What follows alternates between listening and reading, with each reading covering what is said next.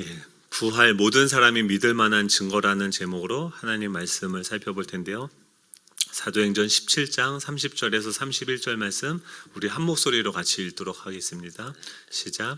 알지 못하던 시대에는 하나님이 간과하셨거니와 이제는 어디든지 사람에게 다 명하사 회개하라 하셨으니 이는 정하신 사람으로 하여금 천하를 공의로 심판할 날을 작정하시고 이에 그를 죽은 자 가운데서 다시 살리신 것으로 모든 사람에게 믿을 만한 증거를 주셨음이라 하니라. 아멘. 아까 일부 예배를 드리기 전에 제가 좀 당황을 했었습니다. 왜 당황했냐면 핸드폰이 없어졌어요. 그래서 예배를 곧 이제 드려야 되는데 핸드폰을 이제 막 찾다가 못 찾았어요. 그래서 예배를 이제 드리려고 하고 있는데 갑자기 엉덩이에서 뭐가 진동이 오더라고요. 그래서 봤더니 핸드폰을 제가 엉덩이에다가 이렇게 뒷주머니에다 넣고 있던 거를 까먹고 있었습니다. 이것처럼 마치 우리가 그럴 때가 있죠. 그러니까 오늘 막달라 마리아도 그 무덤 앞에 갔는데 그는 지금 뭐라고 생각했냐면 예수님을 잃어버렸다라고 생각하고 그 자신이 판단하게, 자신이 생각하기에 자기는 끝났다. 우리는 다 끝났다. 이제 나에게는 더 이상 소망이 없다. 나에겐 절망밖에 없다라고 판단을 한 거죠. 그리고 그 판단, 자신의 판단을 믿음으로 말미암아서 마리아는 어떤 결과가 나타나고 있습니까? 슬피 울면서 그곳에서 절망하고 있었죠. 그런데 그가 판단한 것, 그가 느끼고 그의 감정을 지배하고 있는 것이 것의 그 근원이 뭐라고 할 수 있냐면 그 무덤이라고 할 수 있는데 지금 예수님이 죽으신 것이 그가 그렇게 절망하고 모든 것이 끝났다라고 생각하게 만든 그 근본 원인이었는데 그 무덤을 가서 보니까 자신은 끝났다, 망했다라고 생각한 그 무덤 앞에 나아가서 직면했을 때 그 무덤은 어떻게 되어져 있었습니까? 비어 있었죠. 우리는요 계속해서 뭘 믿냐면 우리의 느낌, 우리의 판단을 믿습니다. 그래서 예수님을 믿다가도 지금 저가 막 이런 천식이 오고 1부 때는 그래도 괜찮았거든요. 근데 2부 때 갑자기 이렇게 되고 지금도 느낌이 뭐냐면 이 마이크 소리가 1부 때랑 달라진 것 같아요. 뭐가 앵앵거리는 것 같은데 뭔지 모르겠어요. 근데 그러면은 마이크 소리 때문에 여러분들이 은혜를 못 받겠죠. 하나님이 일을 못 하시겠죠. 만약에 이번 한 주간 우리가 진짜 한 주간 아무 성과도 내지 못하고 아무 결과도 내지 못하고 진짜 허무하게 한 주간을 살았다라고 생각을 해보십시오. 그렇다고 한다면 우리의 연약함이 최대로 드러나는 한 주간이었다라고 한번 생각을 해보십시오. 그렇다고 한다고 하더라도 하나님께서 우리의 연약함 때문에 자신의 일을 못하는 일이 있을까요? 없을까요? 지금 제자들이 다 예수님을 버리고 포기하고 자신이 먹고 살기 위해서 예수님을 다 배신했습니다. 모든 사람들이 다 예수님을 배반했는데 하나님은 그 가운데서 어떻게 하십니까? 여전히 자신의 영광을 나타내시는 거죠. 우리가 분명하게 기억해야 되는 것은 우리의 판단이나 우리의 느낌보다 더 근본적으로 이 성경에서 팩트, 진리가 무엇인지, 진리가 무엇인지를 우리에게 성경이 이야기하고 있는데 그 진리를 아는 것이 너무나도 중요한 거죠. 여러분, 그 주보 안에 보시면은 이 소책자를 받으셨죠. 네. 이 내용이 뭐냐면 제가 대학교 다닐 때 선교단체인지 어떤 교회인지에서 그 부활이라는 그 소책자가 있어요. 그걸 보고선 그 젊은 어떤 대학생이 이렇게 만든 그 내용입니다. 그래서 제가 그때 이 내용을 접하고 나서 지금까지 복음을 전할 때 어떤 내용으로 전하냐면은 이 내용으로 가장 먼저 그 복음의 문을 열 때 사용하는 내용이 뭐냐면 바로 이 내용입니다. 제가 예수양남교회 있을 때 뭐라고 소문이 났냐면 영접을 잘 시키는 목사로 소문이 났어요. 그래서 그 성도님 중에 부모님이나 또 주변에 불신자인데 정말 안 믿는 분이 있는, 오랫동안 기도했던 분이 있으면은 저한테 와서 좀 가서 전도를 하고 예수님을 믿게 해달라고 그런 요청들이 많이 왔습니다. 그래서 전국으로 그 성도님들의 부모님을 만나러 안 다닌 데가 없습니다. 여러분, 저만 그 고생을 해야 됩니까? 오늘 이 부활주일 이 설교의 목표는 뭐냐면 매년 부활주일 때 저는 똑같은 설교를 하려고 그래요. 그래서 또 작년에 또 이 설교를 했었는데 못 들은 분들이 있겠죠. 내년에도 또 못 들은 분들이 있겠죠. 중요한 건 뭐냐면 이 내용이 아니라 이 내용을 가지고 여러분들이 증거를 해보셔야 돼요. 작년에 이 설교를 똑같은 내용을 하고 그때는 A4지에다가 프린트를 해서 내용을 드렸는데 작년 부활주일부터 지금까지 이 내용으로 전도를 해보신 분 아무도 없으시죠? 예, 그럴 줄 알고 다시 했어요. 내년에도 또 물어볼 거예요. 왜 이게 중요하냐면 지금 예수님께서 이 땅에 오셔서 사역을 하실 때 하나님께서 예수님을 보내셨습니다. 그리고 예수님께서 무엇을 증거하셨습니까? 살아계신 하나님을 증거했어요. 하나님의 뜻이 무엇인지, 하나님이 어떤 분이신지에 대해서 그 사람들, 흑암에 갇혀서 하나님을 알지 못하는 그들에게 살아계신 하나님을 증거했어요. 그랬더니 어떤 일이 일어났습니까? 그 예수 그리스도의 그 증거를 성령께서 확증하셨어요. 그게 뭐냐면 기적이에요. 예수님이 말씀하실 때 어둠의 권세가 떠나가고요, 병든 자가 치료되어지고요, 하나님의 나라가 임하게 되어졌어요.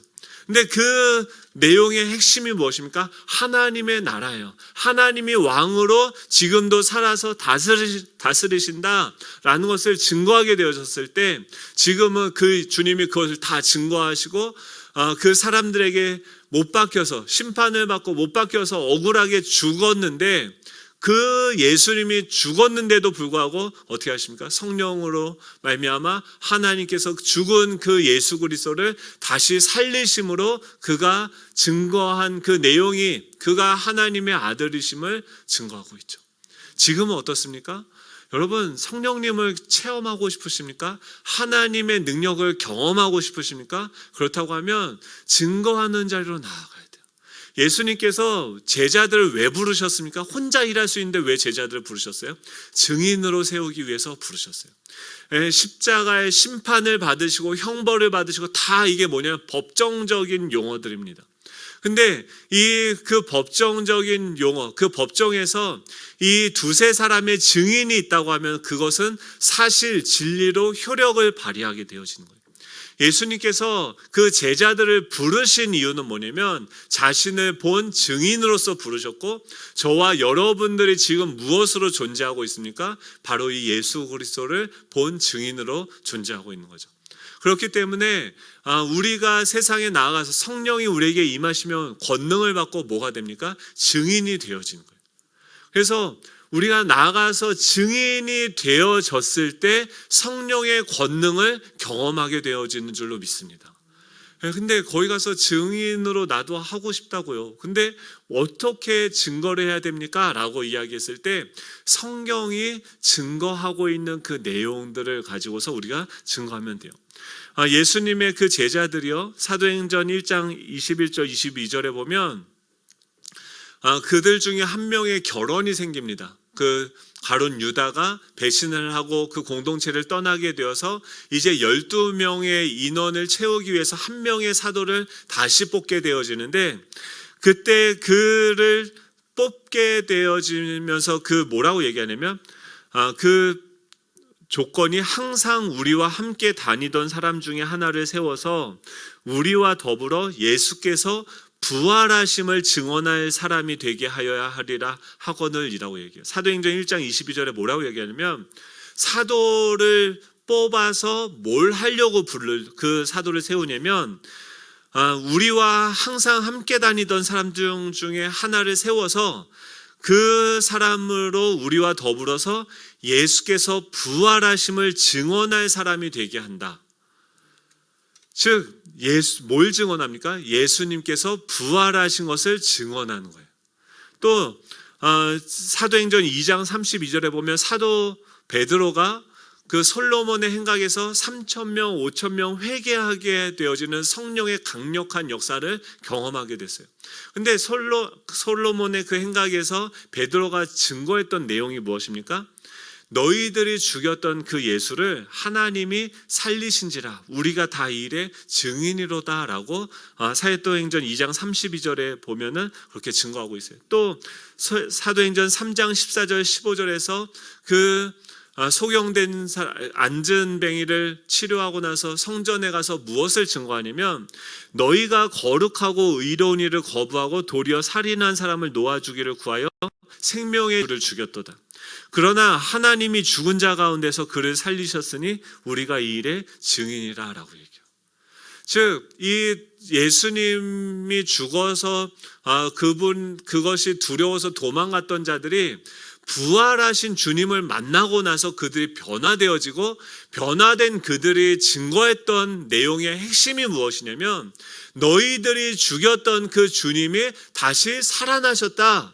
그리고 그 살아나셨다는 것은 무엇이냐면 그분이 지금 우리와 함께하고 계시고 보좌 위에 어린 양으로서 이 땅을 다스리고 계신다는 것을 증거하는 거예요. 여러분, 우리가 증거하는 내용의 핵심은 무엇입니까? 주님이 우리와 함께하고 계신다. 주님이 살아계시다. 그것을 증거하게 됐을 때 성령께서는 무엇입니까? 그분이 부활하시고 지금도 살아계시고 다스리고 계시다라는 것을 확증해 주시는 줄 믿으시기 바랍니다.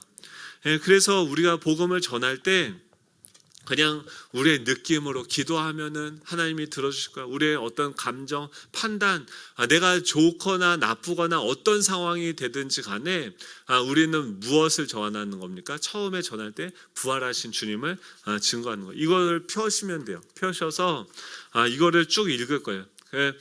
집에 가셔서 이거를 몇 번이고 읽어보세요. 그래서 이 이야기들 빨간색으로 1번, 2번, 3번, 4번 이렇게 쭉 내려온 그 내용들을 머릿속에 기억하시고 한번 증거를 해보십시오. 이걸 읽는다고 해서 중요한 게 아니라 가족들 가운데 아내한테 한번 이것을 서로 오늘 애찬 시간 하시고 설명을 해보세요.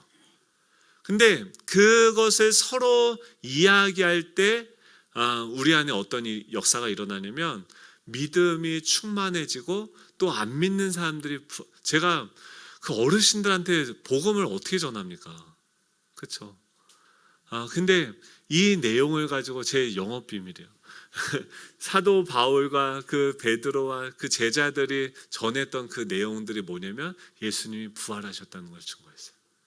이게 전부가 아니라 그분들의 마음을 처음에 여는 작업을 하는 거예요. 그게 뭐냐면 지금 이곳에 주님이 살아계신 줄 믿으시기 바랍니다. 그래서 뭘 얘기하는 거냐면 그 사람들한테 주님이 부활하셨다. 그 말은 뭐예요? 지금 이곳에 살아계신다는 거예요. 여러분 주변에 여러분들이 언제 절망 가운데 있습니까? 주님이 안 계신 것 같을 때. 예. 지금 막달라 마리아가 왜 절망 가운데 있습니까? 주님이 돌아가신 거예요. 지금 나와 함께하고 있지 않으신 것 같은 거예요. 여러분 우리의 느낌으로 내 생각으로 정말 내가 지금 최악과 같은 상황이고 내 컨디션이 최악이고 내 감정의 골이 완전히 다 말라서 정말 바스락거린다 할지라도 그곳에서 우리는 우리의 느낌, 감정, 우리의 판단을 믿는 것이 아닙니다. 무엇을 믿는 것입니까? 성경에서 증거하고 계시는 죽은 자 가운데서 다시 부활하신 주님께서 세상 끝날까지 항상 내가 너희와 함께 있으리라 라고 말씀하시는 하나님의 말씀을 믿는 것인 줄로 믿으시기 바랍니다. 그것을 믿고 증거할 때 성령께서 역사하시는 거예요. 그것을 경험하는 저와 여러분 되면 좋겠습니다. 첫 번째 보면 세상에 만족함이 있습니까? 라고 하죠. 대학만 가면 세상이 모두 내 것 같을 줄 알았어요. 초등학교 6년, 중학교 3년, 고등학교 3년 이렇게 12년을 사람들이 모여만 보면서 살아가면 대학만 바라보면서 살아갑니다. 대학교에 합격하니까 만족이 되었습니까? 또 뭐가 기다립니까? 취업전쟁이라는 엄청난 파도 앞에 또 머리를 싸매게 됩니다. 열심히 노력해서 취업을 하면 그래서 회사를 다니니까 만족이 되었습니까? 그 다음에는 열심히 또 배우자를 찾아서 결혼을 해야 되죠. 결혼이라는 인생의 중대사 앞에서 또 우리는 고민에 빠지게 됩니다. 어떻게 괜찮은 사람을 만나서 결혼을 할 수 있는가? 우리는 또 정말 하나님의 은혜로 만나서 결혼을 했죠. 결혼하니까 만족이 되시죠? 저는 됩니다만, 네, 주여, 네. 결혼을 하면 모든 문제가 끝나는 게 아니라 안정된 가정을 위해서 돈을 열심히 벌어야 되고 또 새로 맺게 된 가족이라는 인간관계 속에서 고민은 더 커지게 되죠. 왜 그렇습니까? 돈이야 가질수록 더 갖고 싶어지고 고민이 없을 수가 없게 되는 거예요. 아이를 낳고 집이 하나 있으면 만족이 되겠죠. 근데 또 뭐가 어떻습니까? 아이를 키워야 하는 많은 일들이 있고 달라진 시대를 보면서 또 내가 걸은 그 길을 아이가 걸어가야 하나? 이제 아이의 대학을 목표로서 살아가게 됩니다. 아이의 교육에 새로운 고민들이 시작이 됩니다. 아이가 대학에 가면 만족이 있겠죠. 아이가 취업을 하면 만족을 하겠죠. 아이가 결혼만 하면 만족이 되겠죠. 우리 인생이 딱 여기까지입니다. 이렇게 하다 보면 80년이라는 그 인생이 후딱 지나간 것 같아요. 아주 긴 시간 같은데 눈 깜짝할 사이에 우리의 인생이 후다닥 지나가게 되어지고 우리가 만족을 할 수 있을 거라고 생각할 때쯤에는 이미 세상을 떠날 날이 점점점 더 가까워지고 있는 자신을 발견하게 되죠. 왜 우리는 만족하면서 살아갈 수 없을까요? 하나님께서 우리를 만드실 때 하나님과 교제하면서 하나님과의 그 관계 속에서 우리는 만족을 누리도록 창조하셨습니다. 그렇기 때문에 우리 안에 넣어준 이 모든 부품들은 이 하나님과의 관계성 속에서 제대로 움직이고 지금도 우리 안에 있는 5장 6부는 하나님의 그 통치 가운데서 우리의 의지와 전혀 상관없이 자기 마음대로 움직이고 있는 것이죠. 그런 인간이 죄를 지으면서 이 세상이라는 그 어둠 가운데 살아가게 되었습니다. 그래서 우리는 이 세상에 있는 것으로 절대 만족을 할 수 없는 그런 존재입니다. 그런 우리가 만족한 삶을 살 수 있는 길이 딱 하나의 길이 있는데 그것이 무엇인지 한번 알아보지 아니하시겠습니까? 하면서 전도를 하시면 돼요. 그래서 첫 번째는 뭐야? 지금 당신의 삶에 만족이 있습니까? 두 번, 언제 만족할 수 있을까요? 왜 만족할 수 없을까요? 세 번째는 뭐예요? 그 만족한 삶을 우리에게 약속한 분이 계시다라는 거예요. 요한복음 4장에 보면 예수님이 뭐라고 얘기하면 그 만족함이 없어 목말라 하고 있는 그 여인에게 찾아오셔서 뭐라고 얘기하냐면 이 물을 먹는 자마다 다시 목마르려니와 내가 주는 물을 먹는 자는 영원히 목마르지 아니하리니 나의 주는 물은 그 속에서 영생하도록 솟아나는 샘물이 되리라 라고 주님께서 말씀하셨습니다. 예수님이 뭐라고 얘기하냐면 지금 이 세상에 있는 물은 계속 마셔도 목마를 수밖에 없지만 내가 주는 물을 마시면 너희가 영원히 목마르지 아니할 거다라고 이야기합니다. 정말 이 예수님의 말씀이 어두움 가운데 살아가고 있는 우리에게는 한 줄기 빛이고 또 이 세상이 줄 수 없는 그 만족을 줄 수 있는 유일한 길이다라고 주님이 말씀하시는데 우리가 이것이 진짜라고 하면 엄청난 거겠죠.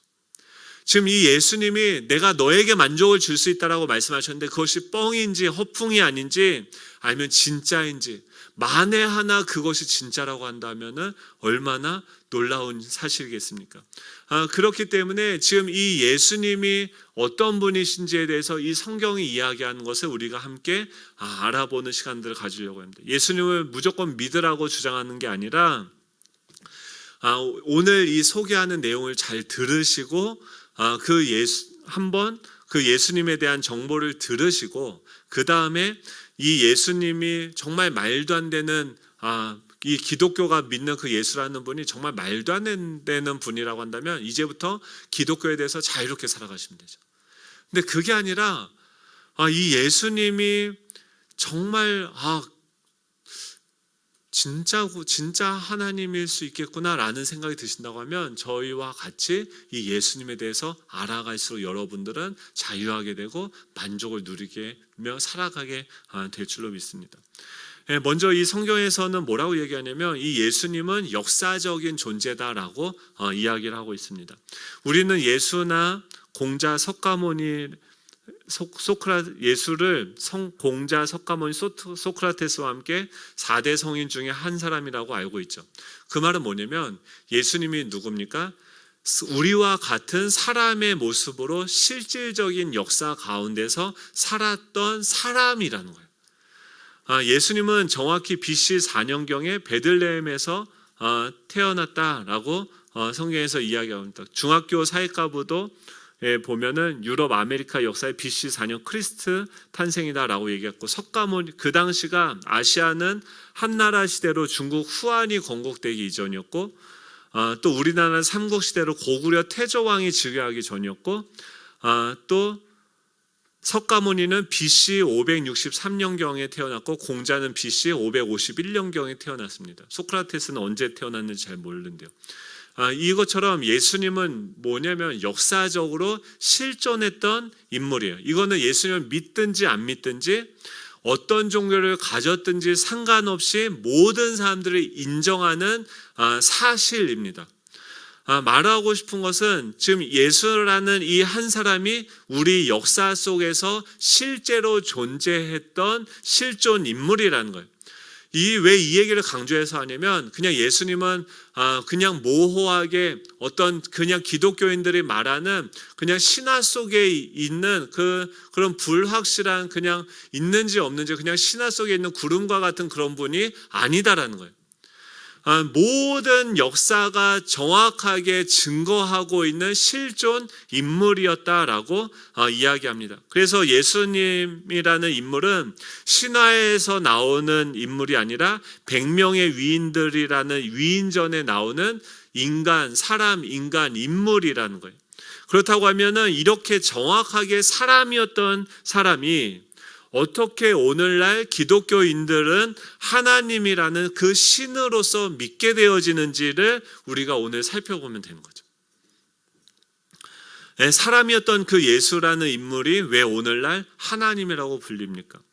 여러분, 만약에 제가 그렇게 이제 이번 주에 위임식도 받으니까 제가 솔직하게 얘기를 하는데요. 제가 사실은 하나님입니다. 이런 얘기를 하면 여러분 뭐라고 하시겠습니까? 저 하면서 오셔서 너 내려오라고 하겠죠. 그리고 위임식이고 뭐고 다 취소하겠죠. 2000년 전에 어떤 일이 일어나면 바로 그런 일이 일어난 거죠. 지금 이 확실한 인간이었던 예수님께서 2000년 전에 아버지는 목수였어요. 그래서 목수 일을 하고 도와서 맏아들로 튼튼하게 성장했는데, 그런데 갑자기 이분이 30살이 넘어가면서 이상한 말을 하기 시작한 거예요. 뭐라고 얘기하냐면 나는 하나님이다. 그리고 내가 죽었다가 3일 만에 다시 살아날 것이다 라고 주장하기 시작했어요. 이 말을 들었던 사람들이 뭐라고 했을까요? 정신이 이상한 사람이라고 하지 않았겠습니까? 그 당시 이야기를 듣던 사람들은요, 결코 예수님을 믿지 않았습니다. 아니, 친동생들조차도 이 형의 정신이 온전하지 못하다고 비웃었습니다. 어떻게 사람이 죽었다가 다시 살아날 수 있을까요? 이거는요, 그냥 일어날 수 없는 일인 거죠. 그리고 가끔 이런 일이 일어나긴 합니다. 무덤에 넣으려고 했는데 살아서 관에서 나왔다던가 이런 이야기가 있지만 그 사람들도 몇 년 아니면 몇십 년 더 살다가 끝내는 죽게 되어지죠. 그런데 지금 이분은 뭐라고 얘기하냐면 내가 죽었다가 다시 살아나서 너희에게 모두 보인 다음에 너희가 보는 앞에서 하늘로 올라가겠다라고 이야기를 했는데, 지금 그런 일이 실제로 역사적으로 일어날 수 있는지 일어났는지에 대해서 살펴보는 거죠. 왜냐하면 사람으로는 이런 일을 결코 할 수 없습니다. 그렇기 때문에 만약에 그런 일이 실제로 일어났다고 한다면 그분의 주장대로 정말 하나님이 분명하다라고 우리는 믿을 수 있는 것이죠. 그렇기 때문에 우리는 이제 한 가지만 확인해 보면 됩니다. 기독교는요, 요 한 가지만 거짓이다라고 입증하면 기독교는 사라집니다. 그게 뭐냐면 부활이에요. 정말 이 예수님이 사람으로 절대 할 수 없는 일, 죽었다가 다시 살아나는 일을 하셨는지 그것만 사실인지 확인해 보면 이 사람이 거짓말쟁이인지 아니면 정말 하나님인지 우리는 알 수 있는 것이죠. 그렇다고 하면 먼저 부활의 첫 번째 증거가 무엇입니까? 첫 번째 증거는 뭐냐면 빈 무덤이요. 죽었다가 다시 살아나는 것을 뭐라고 합니까? 한 단어로 부활이라고 이야기를 해요. 이 부활이라는 것은요, 그 전에 예수님 오기 전에 그냥 인류 역사 안에 이런 개념 자체가 없었어요. 왜냐하면 사람이 생각조차 할 수 없는 개념인 거예요. 부활이라는 것은. 근데 예수님이 그 부활을 주장했었고 또 그 예수님이 그 부활을 주장했었고 또 그것이 역사적으로 일어났다라고 성경은 이야기하고 있습니다. 지금 예수님이 정말로 죽으셨다 부활하셨는가 이 이야기를 하기 전에 먼저 우리가 그 시대 예수님이 사셨던 그 시대를 이해할 필요가 있는데 그 당시는 역사적으로 볼 때 로마 제국이 이스라엘을 통치하던 시대였습니다. 이 예수님이라는 사람이 나와서 메시아라고 얘기했었고 세례 요한이 그를 증거했었기 때문에 이 예수님이라는 그 청년은 굉장히 유명하게 되어졌고 갑자기 정치적인 지도자로 급부상하게 되어졌습니다. 가는 곳곳마다 많은 기적을 베풀었고 또 수많은 사람들이 따라다녔기 때문에 예수님이 행하시는 모든 것을 다 보았기 때문에 예수님은 그 당시에 어린아이조차도 모르는 사람이 없을 정도로 모든 사람들이 다 아는 슈퍼스타였어요. 그런데 그런 예수님이 십자가에서 못 박여 죽였어요. 이것이 그냥 비공개적으로 몇몇 사람들 앞에서 죽는 그 사형을 집행한 것이 아니라 유월절이라는 모든 그 이스라엘 땅에 가장 사람들이 많이 몰리는 디아스포라 유대인들까지도 다 몰려드는 그 유월절 그 날에 이 로마의 정식 그 재판과 형 집행 과정을 통해서 예수님이 십자가에 죽으신 거죠. 그것이 그 당시에 얼마나 큰 이슈가 되었겠습니까? 예수님이 그 예루살렘에 들어올 때 모든 사람들이 다 와서 호산나 다윗의 자손이여라고 그를 환호성하고 그를 높였는데 그 재판을 목격하고 그가 죽는 것을 다 보게 되어진 것이죠. 그런데 이런 상황들이 통치하고 있는 상황에서 지금 로마 입장에서 이 예수님이라는 분이 어땠을까요? 달갑지 않았겠죠. 왜 그렇습니까? 통치를 당하는 나라에서 그 민족의 지지를 받는 인물이 나타났다는 것은 경계의 대상이었고 어쨌든 로마 입장에서는 예수님이 죽음이 자신들의 일을 덜어주는 것이었죠. 그래서 예수님은 십자가에서 모두가 보는 앞에서 죽임을 당하게 되어졌습니다. 그렇다고 하면 이제 예수님이 죽으면 모든 게 다 끝나야 돼요. 근데 이스라엘 전역이 조용해져야 되는데 또 웅성웅성 난리가 난 거예요. 왜 그러냐면 예수님이 죽기 전에 하셨던 말씀이 있는 거예요. 그 말 내용이 뭐냐면 내가 죽은 다음에 3일 만에 다시 살아날 것이다 라고 이야기했어요. 이 말이 사람들의 입에서 오르락 내리락 하면서 다들 죽은 후 3일 되는 날에 예수님이 살아날 것인가 아닐 것인가 그들은 갑론을박하고 있었겠죠. 이 예수님이라는 사람이 정말 죽었다는 것을 이 병사가 확인해서 무덤에 넣었고 그 무덤을 많은 병사들이 지키고 있었습니다. 더군다나 살아난다는 그런 말도 안 되는 소문까지 도니까 로마 입장에서는 더욱 철저하게 많은 병력을 이용해서 무덤을 지키게 했을 것입니다. 혹시라도 누가 훔쳐가서 살아났다라는 소문이라도 나는 날에는 나라 전체가 걷잡을 수 없이 혼란스럽게 될 것을 누구보다도 로마는 잘 알았습니다. 드디어 예수님이 죽으신 지 3일째 되는 날이 밝았습니다. 아마도 모든 사람들이 다 그렇게 생각했을 거예요. 오늘이네 어떻게 됐을까라는 생각을 했겠죠.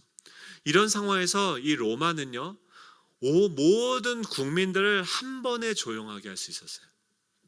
그게 뭐냐면 3일째 되는 날에 예수의 시체를 모든 사람이 볼 수 있는 광장 높은 곳에 매달아서 여기에 너희들이 살아날 거라고 주장하는 예수의 시체가 그대로 있다라고 보여줬으면 바로 끝입니다. 다들 반신반의하던 기대가 역시 말도 안 되는 것이었구나 하면서 돌아갔을 것입니다. 이건 너무나도 분명하게 아는 거죠. 근데 로마도 얼마나 잘 알았겠습니까? 그런데 그렇게 하지 못했습니다. 왜 그렇습니까? 정말로 시체가 사라졌기 때문입니다. 우리 생각에는 무덤을 지키던 사람 군사들은 어떻게 됐을까요? 아마 감옥에 갔을 거예요. 어떻게 지켰길래 시체가 없어지는 것도 몰랐냐고 생각할 수 있나요? 만약에 군사들이 시체를 지키면서 졸았을까요? 지금 이 군사들이 시체가 없어지면 지금 이렇게 민감한 시기에 민감한 사건의 중심에 그들이 서 있는데 시체를 잃어버리면 자신의 목이 달아나는 거예요. 근데 그들이 졸면서 시체를 지켰을까요? 이 시체가 없어지기라도 하는 날에 자신이 어떤 대가를 받을지 뻔한데 졸 수 있습니까? 눈에 불을 켜고 그들은 지켰겠죠. 그런데 지금 그럼에도 불구하고 로마는 예수님이 죽은 지 3일째 되는 날부터 시체를 백성들에게 보여주지 못했습니다. 그리고 그 후로부터 어떤 일이 일어나기 시작했냐면 살아난 예수님을 봤다라는 사람들이 나오기 시작했고 2000년이 지난 지금까지도 기독교인들은 예수님이 살아계시다라는 것을 경험하고 증거하고 있다는 거죠. 두 번째 예수님의 부활의 두 번째 증거가 뭐냐면 목격자들이에요. 증인들이에요. 사람들이 이렇게 얘기해요. 제자들이 훔쳐갔을 수도 있다라는 소문이 있었어요. 성경에서는 그 제자들이 어떤 사람이라고 묘사를 하냐면 마태복음 26장 56절에 보면 예수가 잡히시니 이에 제자들이 다 예수를 버리고 도망하였다라고 얘기해요. 마가복음 14장 50절 52절에 보면 제자들이 다 예수를 버리고 도망하니라 한 청년이 벗은 몸에 베옷 이불을 두르고 예수를 따라오다가 물에게 잡히며 베옷 이불을 버리고 벗은 몸으로 도망하니라라고 얘기해요. 지금 이 예수님의 오른팔이었고 수제자였던 이 베드로도 잡혀가는 예수님을 보면서 그 상황이 두려워서 멀찌감치 떨어져 예수님을 따라갔고, 그러다가 주위 사람들이 너도 예수님과 한 패가 아니냐라는 말에 베드로는 3번씩이나 예수님을 부인하고 저주하면서 자신의 목숨을 부지하기 위해서 도망을 쳤던 제자들입니다. 즉 자기가 죽을까봐 무서워서 다 도망갔는데 그런 제자들이 하룻밤 사이에 무슨 용기가 어디서 나서 목숨을 걸고 예수님의 시체를 지키고 있는 그 수많은 군병들과 싸워서 이기고 예수님의 시체를 훔쳐갔겠습니까?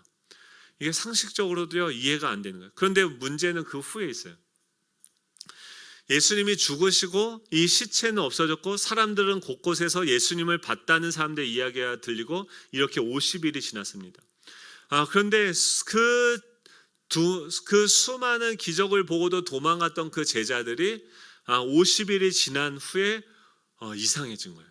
뭐냐면 3번이나 예수님을 부인하고 저주하며 도망갔던 그 베드로가 유대인의 그 사제들, 지금 예수님을 죽이기로 이를 꾸민 사람들 앞에서 그 예루살렘 성전 앞에서 그 안에서 뭐라고 주장했냐면 예수는 정말 다시 사셨으며 내가 그 일의 증인이다라고 주장을 했어요. 그리고 그 주장을 하다가 네로 시대 십자가에 거꾸로 매달려 처형을 당합니다. 그것도 중학교 사회과부도 출판사 천재교육에 BC 64년경 베드로 순교라고 정확하게 명시되어져 있습니다. 예수님이 살아났고 부활했다라고 다른 제자들이 이야기하는데 의심 많은 그 도마는 그것을 믿지 않았어요. 그런데 그런 도마가 나중에 뭐라고 얘기하면 나의 주시오 나의 하나님이시다라고 얘기해요. 그냥 나의 주님이다라고 한 것이 아니라 예수님이 나의 주시며 나의 하나님이시다라는 신앙 고백을 하고 인도에 가서 예수님의 부활하심을 전하다가 이 도마가 죽게 됩니다. 예수님의 친동생이었던 야고보는요 하나님이라고 자신을 주장하는 형이 미쳤다라고 생각하고 예수님이 처형당하는 장소에 또 찾아가지도 않았습니다. 그랬던 야고보가 지금 이 성경의 야고보서를 기록하고 약대 무릎을 가질 만큼 기도하다가 예수님의 죽었다가 살아나심을 증거했다라고 이야기하고 있습니다. 그리고 나서 바리새인과 서기관들에게 미움을 사 야고보는 성전 꼭대기에서 떨어져서 돌과 몽둥이에 맞아 죽임을 당하게 됩니다.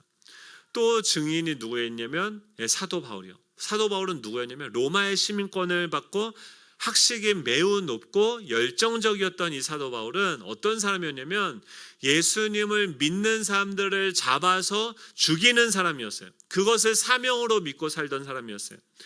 그날도 예수님을 증거하는 사람들을 잡으려고 다메섹으로 가는 그 노중에서 누굴 만납니까? 부활하신 주님을 만나게 되어져요.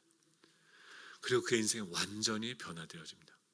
그리고 3차에 걸친 대선교 여행으로 로마까지 부활하신 예수님을 증거하다가 마지막에는 어떻게 됩니까? 이스라엘이 아닌 이방인들을 위해서 부활하신 예수님을 증거하다가 네로 황제 받게 때 로마에서 죽임을 당합니다. 이것도 중학교 사회과부도의 BC 64년경 AD 64년경 바울 순교라고 정확하게 명시되어 있습니다. 왜 이 제자들이요 갑자기 이렇게 다른 사람처럼 변하게 되어진 걸까요? 지금 우리가 생각을 해봐야 되는 거예요. 어떻게 그 두려워서 다 도망갔던 그들이 이렇게 자기 생명까지도 아깝지 않다라고 여기면서 우리에게 증거했던 그 증거의 내용이 무엇입니까? 그것이 무엇이냐면 예수님이 십자가에서 처형당하신 다음에 50일 안에 이루어졌어요. 사도 바울이 이렇게 고백을 합니다. 자신이 변화된 이유가 뭔지에 대해서 고린도전서 15장 3절부터 8절까지 이렇게 얘기해요. 내가 받은 것을 먼저 너희에게 전하였으니 이는 성경대로 그리스도께서 우리 죄를 위하여 죽으시고 장사 지낸 바 되었다가 성경대로 사흘 만에 다시 살아나사 게바에게 보이시고 후에 12 제자에게와 후에 500여 형제에게 일시에 보이셨나니 그 중에 지금까지 태반이나 살아있고 어떤 이는 잠들었으며 그 후에 야고보에게 보이셨으며 그 후에 모든 사도에게와 맨 나중에 만삭되지 못하여 난 자와 같은 내게도 보이셨느니라.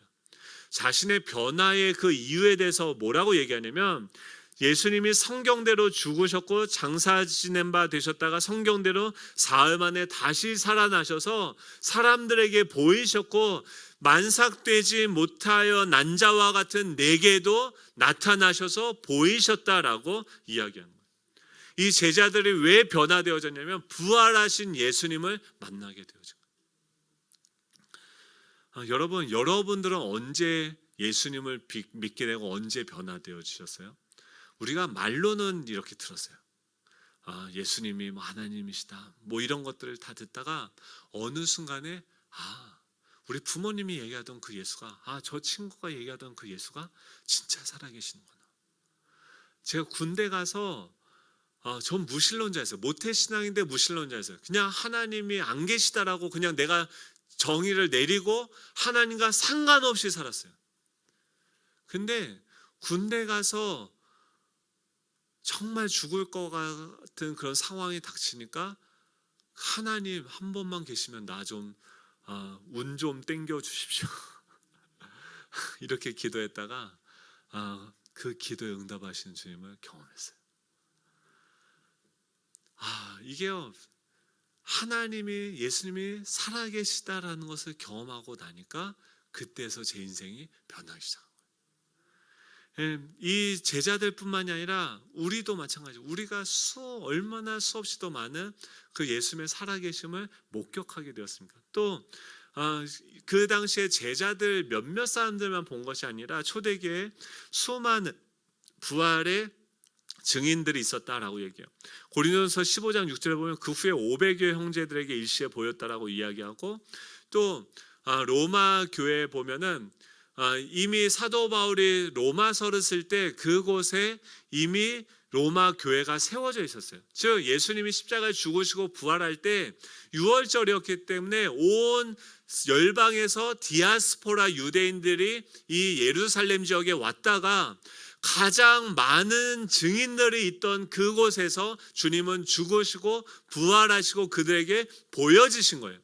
그래서 초대 기독교에서는 성경을 기록할 필요가 없었어요. 예수님이 부활하신 다음에 30년 동안 성경은 기록하지 않았었습니다. 그런데 나중에 이단들이 등장하니까 사도 바울이 그 복음을 기록하기 시작했고 또 예수님의 제자들뿐만이 아니라 그 당시에 예수님을 목격한 수많은 사람들이 복음서를 기록하게 되어졌어요. 그런데 그 수많은 복음서 중에서 가장 정확하고 또 예수님과 함께 다녀오면서 직접 보았던 그 제자들이 기록한 그 성경을 정경으로 인정해서 우리가 살펴보고 있는 거죠. 이 부활의 세 번째 증거는 무엇이냐면 역사적인 측면입니다. 지금 이 부활을 본 사람들이 이 뭐가 있냐면은 이때부터 지금 이 부활의 증인이라고 하면서 예수님이 하나님이신 것을 증거하면서 사람들이 다니는데, 그것을 로마가 어떻게 합니까? 가만히 내버려둘 수 없으니까 핍박하기 시작해요. 두 가지가 있는데, 콜로세움이죠. 원형 경기장이 있어요. 거기에 보면은 수많은 그리스도인들 하나만 고백하면 돼요. 그 당시에 로마 황제 앞에 가서, 그 신전에 가서 표 하나만 받으면 돼요. 뭐 666이라고 하는, 뭐 우리가 뭐 표를 받은 자는 그 얘기하는데, 사람들 앞에서 이 로마의 가이사가 나의 신이고 나의 주인이고 나의 신이다라는, 그 나의 하나님이다라는 고백만 하면 그들은 살 수 있었어요. 근데 그 수많은 사람들이 콜로세움에 끌려가서 죽으면서도 그 고백을 하지 않았어요. 또 로마에 가면은 뭐가 있습니까? 카타콤이라는 것이 있죠. 사람들을 죽이려고 핍박하게 되어지니까 지금 이 기독교인들이 일제로 지하로 숨어버렸는데, 숨어버린 장소가 오늘날 세계 관광 명소가 되어진 카타콤입니다.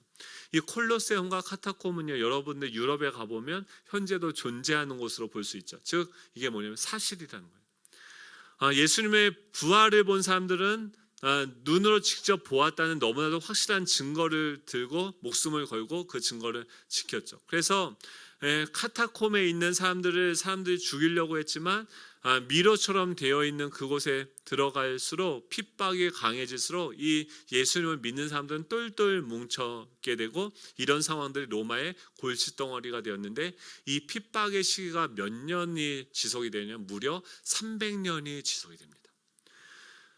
결국 이 로마는요, 정책을 바꿔요. 차라리 고민 끝에 차라리 이들을 인정해주면 이들의 결속력이 로마를 위한 결속력으로 되어질 것이라고 생각하고 정치 방향을 바꾸고요. 콘스탄티누스 황제는 313년에 밀라노 칙령을 발표해서 그리스도교를 승인하게 되어집니다. 그래서 그 카타콤에 숨어있던 예수를 믿는 사람들이 비로소 이제 밖으로 나와요. 몇 년 동안요? 300년이 지나서요. 그리고 322년에는 공인 종교로서 보호를 받게 되어지고, 그 후 66년이 지난 392년에는 데오도시우스 1세가 황제로 바뀌면서 예수 그리스도 이외의 신은 믿지 말라라고 선포한 다음에 그리스도교를 로마의 국교로 지정하게 되어집니다. 한번 생각을 해보십시오. 30대 중반의 한 청년의 죽음이 어떻게 이 수많은 변화와 역사적인 이런 역사가 뭘로 변화하게 됩니까? 이 세상이 어떻게 변화되어지게 됩니까? 어떻게 부활이라는 개념을 가지고 이야기를 할 수 있습니까? 어떻게 왕인데 그 백성들을 위해서 자신의 목숨을 희생하는, 섬기는 방식, 인간의 본성과 반대되어지는 방식으로서 그 하나님의 나라의 도를 증거할 수가 있습니까? 이 수많은 증거들을 통해서 첫 번째는 빈 무덤, 두 번째는 예수님의 제자들, 수많은 목격자들, 세 번째는 이 역사, 지금 우리가 살아오고 있는 이 역사, 히스토리가 지금 예수님의 부활의 실제성을 증거하고 있다라는 것이죠. 그렇기 때문에 지금 우리는 그것을 통해서 저는 또 그런 저도 저의 삶 가운데서 부활하신 주님을 만나게 됐고, 지금도 우리 예수종합교회가 기도하는 그 수많은 기도 제목들을 살아서 응답하시는 주님을 너무나도 많이 경험했죠. 이제 우리는요, 우리가 할 수 있는 건 이거밖에 없어요. 그러니까 그 예수님이 이 성경에서 기록한 대로 또 역사적인 증거와 증인들의 그 고백, 두세 사람의 증인만 있어도 이것은 법적인 효력을 갖게 되어집니다. 근데 이렇게 수많은 사람들의 증거를 통해서 이 예수님이 하나님이시다라는 사실을 우리는 증거하는 것밖에 할 수 없어요. 선택은 그 사람들이 하는 거죠.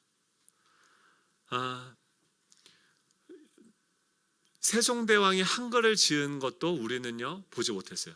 이순신 장군이 거북선을 만든 것도 우리가 보지 못했어요. 하지만 역사가 증거하고 있기 때문에 저희는 그것을 사실로 믿습니다.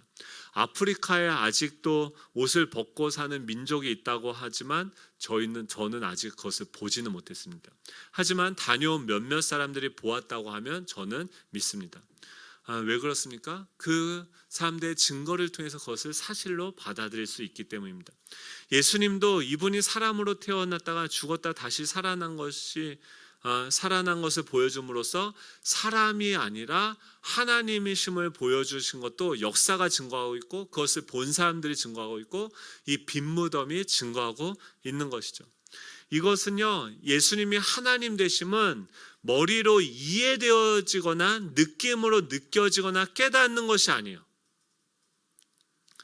그냥 증거하는 그 증거를 통해서 그렇구나 하면 되는 거죠. 세종대왕이 한글을 지었다고 들었는데 나한테 아무런 느낌이 안 와서 나는 못 믿겠어요 라고 이야기하지 않죠. 이순신 장군이 어떻게 그 옛날에 거북선을 만드는 기술을 익혔을까? 나는 이해가 되지 않아 라고 한다고 하면 정말 웃기지 않습니까? 예수님도 이분이 하나님이심을 우리는 무엇을 통해서 믿을 수 있냐면 역사를 통해서, 증인들을 통해서, 또 빈무덤을 통해서 이 예수님이 하나님이심을 우리는 믿을 수 있는 것이죠.